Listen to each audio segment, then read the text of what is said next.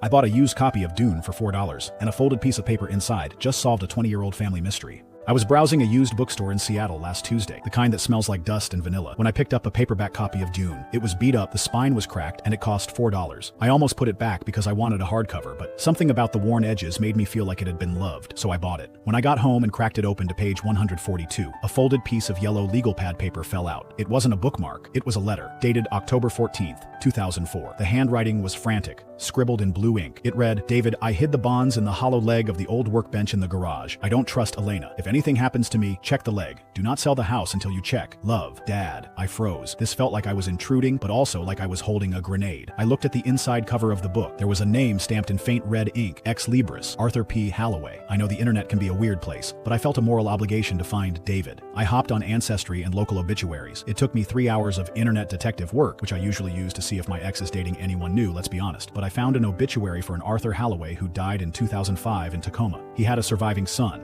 David. I found David on Facebook. He looked to be in his 50s now. I sent him a message. It sat in the request folder for 2 days. I assumed he'd think I was a scammer. Yesterday, my phone pinged. "David, who is this? How do you have my father's handwriting?" I explained the book. I sent him a picture of the note. He called me immediately via messenger audio. He was crying. He told me that his father died of a sudden heart attack in 2005. His stepmother, Elena, had liquidated everything immediately. David had always suspected his father had left something for him and his sister, but they never found a will or any assets. They ended up selling the house to Elena's brother a month after the funeral. But here is the kicker. The workbench is still there. David drove to the house this morning. It's currently being rented out. He explained the situation to the current tenants, showed them the photo of the note I found, and asked if he could look at the old workbench in the garage. They let him in. He just messaged me an hour ago with a photo. The leg of the workbench had a false bottom. Inside wasn't cash. It was a series of bearer bonds and a property deed to a cabin in Montana that Elena never knew about. He told me, "I've felt crazy for 20 years thinking my dad left us nothing. You just gave me my father back." I'm meeting David for coffee tomorrow to give him the book. I think I'm going to let him keep the $4 copy of Dune.